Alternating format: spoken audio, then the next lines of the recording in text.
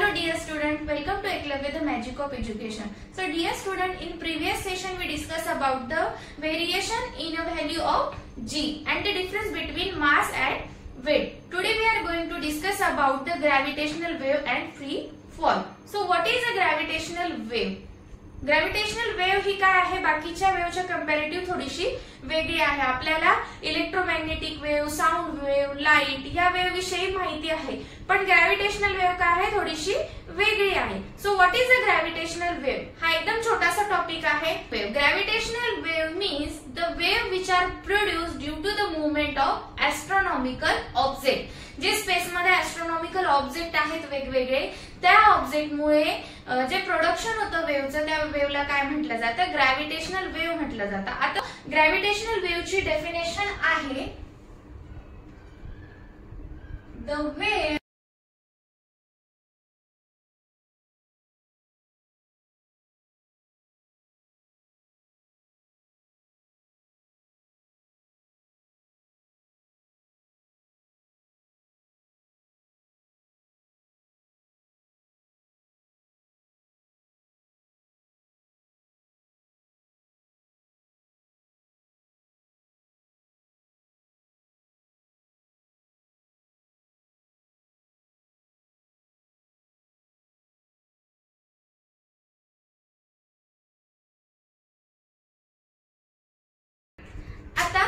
जे वेगवेगळ्या वेव्ह आहेत, साऊंड वेव्ह किंवा लाईट, याचा जो स्टडी करण्यासाठी किंवा ह्या वेव्ह ऑब्झर्व करण्यासाठी वेगवेगळे इन्स्ट्रुमेंट यूज केले जातात.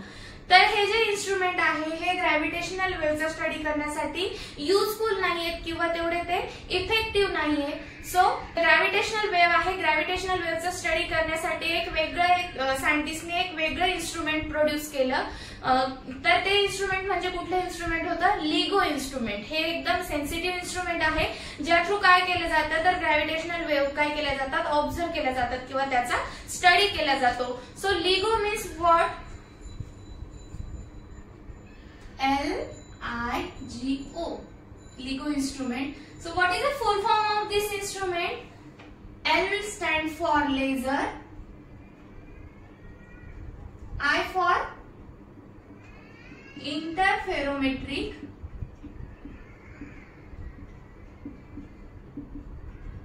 gravitational wave,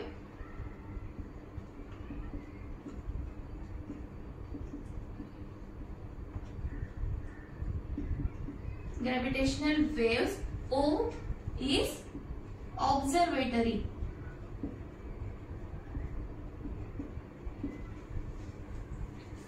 So LIGO is the instrument which is used to study the gravitational wave and the full form of LIGO is laser interferometric gravitational wave observatory. Einstein यांनी काय केलं होतं, sir Einstein यांनी 1916 मध्ये असं predict केलं होतं की युनिव्हर्स मध्ये ग्रॅव्हिटेशनल वेव्स काय आहे, एक्झिस्ट आहे किंवा एक्झिस्टन्स आहे ग्रॅव्हिटेशनल वेव्सचा. सो त्याचा स्टडी करण्यासाठी सायंटिस्टनी काय केलं, लिगो नावाचं इन्स्ट्रुमेंट प्रोड्यूस केलं. आता ह्या ग्रॅव्हिटेशनल वेव्हचा उपयोग काय आहे, सो ह्या ग्रॅव्हिटेशनल वेव्हचा स्टडी करून केमिकल ऑब्जेक्ट आहे त्यांची पोझिशन काय आहे, त्यांचा पिरियड ऑफ रिव्हॉल्युशन काय आहे, त्यांचं अर्थपासूनचं डिस्टन्स काय आहे, त्यांची मुवमेंट कशी आहे, क्लॉकवाईज अँटी क्लॉकवाईज, ह्या सगळ्याचं प्रेडिक्शन केलं जातं किंवा याचा स्टडी केला जातो by using the gravitational wave. तर यामध्ये तुम्हाला फक्त या टाइपचे क्वेश्चन विचारले जाऊ शकतात की ग्रॅव्हिटेशनल वेव्हची डेफिनेशन काय आहे किंवा जे ग्रॅव्हिटेशनल वेव्हचं स्टडी करण्यासाठी कोणतं इन्स्ट्रुमेंट यूज केलं जातं किंवा जे इन्स्ट्रुमेंट आहे त्याचा फुल फॉर्म काय आहे हे तुम्हाला विचारलं जाऊ शकतं. Topic is the free fall. What is a free fall? आता वर्ड मध्येच आहे, फ्रीली जो फॉल असेल त्याला काय म्हटलं जातं, फ्री फॉल म्हटलं जातं. समजा माझ्याकडे पेन आहे, हा पेन काय आहे आता सध्या इथे आहे, अर्थ सरफेस पासून थोडासा हाईट वरती आहे. आता तुम्हाला असं वाटायला हवं किंवा प्रश्न पडायला हवा की हा जर थोड्याशा हाईट वरती आहे तर हा खाली का पडत नाहीये, कारण इथे काय आहे, माझ्या हँड थ्रू याच्यावरती मस्क्युलर फोर्स अप्लाय केलेला आहे. ज्या वेळेस मी मस्क्युलर फोर्स रिमूव्ह करणार आहे त्यावेळेस काय होणार आहे, हा जो ऑब्जेक्ट आहे किंवा हा जो पेन आहे तो काय होणार आहे, डाऊनवर्ड डिरेक्शनला फॉल होणार आहे, पडणार आहे. आता तो कशामुळे पडणार आहे, कारण ज्या वेळेस मी मस्क्युलर फोर्स रिमूव्ह करती है, त्याच्यावरती आपल्याला माहिती कुठलाही ऑब्जेक्ट असेल त्याच्यावरती कंटिन्युअसली ग्रॅव्हिटेशनल फोर्स काय होत असतो, एक्झर्ट होत असतो. जेव्हा मस्क्युलर फोर्स रिमूव्ह केला जाणार आहे ड्यू टू ग्रॅव्हिटेशनल फोर्स, तो काय होणार आहे, अर्थकडे पुल होणार आहे, अट्रॅक्ट होणार आहे. सो या फॉललाच काय म्हटलं जातं, फ्री फॉल म्हटलं जातं. So definition of free fall is when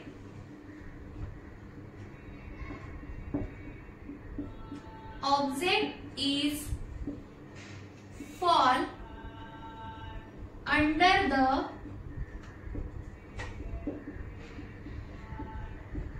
influence of force of gravity alone, it is said to be free fall. काय definition, when object is fall under the influence of force of gravity alone it is said to be free fall. म्हणजे ज्यावेळेस free fall होणार आहे त्यावेळेस त्या object वरती फक्त gravitational फोर्सच काय असणार आहे, एक्झर्ट असणार आहे, किंवा ग्रॅव्हिटेशनल फोर्समुळे तो ऑब्जेक्ट काय होणार आहे, फॉल होणार आहे. आता बघा एअर मध्ये काय असतं, एअर मध्ये जनरली कुठलाही ऑब्जेक्ट असेल त्याच्यावरती एअर रेझिस्टन्स किंवा फ्रिक्शनल फोर्स ऍक्ट होतो. जर ऑब्जेक्ट हा फ्लुइड मध्ये असेल तो डाऊनवर्ड अट्रॅक्ट होतो, त्या डाऊनवर्ड फोर्सला काय म्हटलं जातं, बियॉन्ड फोर्स म्हटलं जातं. म्हणजे जनरली ऑब्जेक्ट वरती दोन टाईपचे फोर्स काय होतात, कंटिन्युअसली एक्झर्ट होत राहतात. First is a frictional force and second is the beyond force. आणि ग्रॅव्हिटेशनल फोर्स तर हा असतोच प्रेझेंट. सो जर आपल्याला ट्रूली फ्री फॉल बघायचा असेल, ट्रूली फ्री फॉल आपल्याला कुठे बघायला मिळेल, व्हॅक्यूम मध्ये बघायला मिळेल.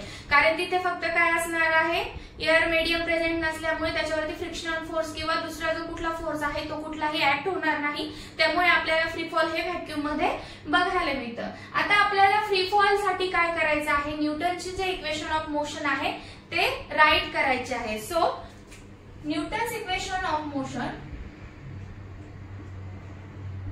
Newton's equation of motion for free fall.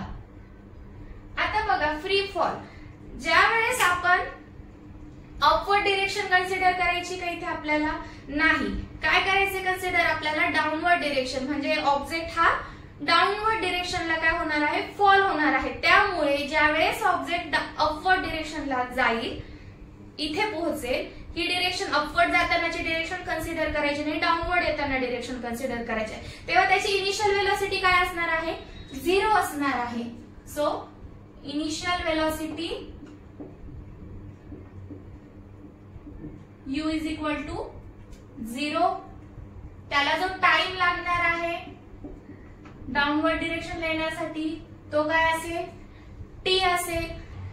इथे जे ऍक्सेलरेशन होणार आहे ते कशामुळे होणार आहे, ग्रॅव्हिटेशनल फोर्समुळे होणार आहे. सो आपल्याला इथे जे ऍक्सेलरेशन कन्सिडर करायचं आहे ते कुठलं करायचं आहे, acceleration due to gravity consider करायचं आहे. So acceleration is equal to g. म्हणजे ए काय कन्सिडर करायचं आपल्याला, acceleration due to gravity consider करायचं आहे. So first equation of motion काय आहे, फर्स्ट इक्वेशन ऑफ मोशन काय आहे, v is equal to u plus at. आता जर याच्यामध्ये आपण व्हॅल्यू पुट केली, u काय आहे 0 आहे आणि a काय आहे g. So v is equal to काय मिळालं आपल्याला, gt. This is the first equation. Now second equation, what is the second equation, s. s means displacement. आता इथे जे डिस्प्लेसमेंट आहे ते आपल्याला sच कन्सिडर करायचे आहे. So s is equal to ut plus 1/2 at square. हे इक्वेशन काय आहे, सेकंड इक्वेशन ऑफ मोशन आहे. सो आता हे जे इक्वेशन आहे यामध्ये आपल्याला व्हॅल्यू पुट करायची आहे. So s is equal to u काय आहे 0 आहे, 0 into t plus 1/2 a. a काय आहे, a means g and t square. So s is equal to 0 into t काय होणार आहे, 0 होणार आहे, प्लस काय शिल्लक राहिला फक्त gt square by 2. This is the second equation of motion for free fall. Now third equation. What is the third equation of motion? Third equation of motion is equal to v square is equal to u square plus 2 into a. Yes. U square means 0 square plus 2g. Yes. So we get v square is equal to 2gs. This is the third equation of motion for free fall. So these are the three equations of motion for free fall. हे equations आपल्याला numerical solve करताना use होती. In today's session we discuss about the gravitational wave and the free fall and derivation for free fall or Newton equation of motion for free fall. In next session we have to discuss the gravitational potential energy and the escape velocity and derivation for escape velocity. Thank you.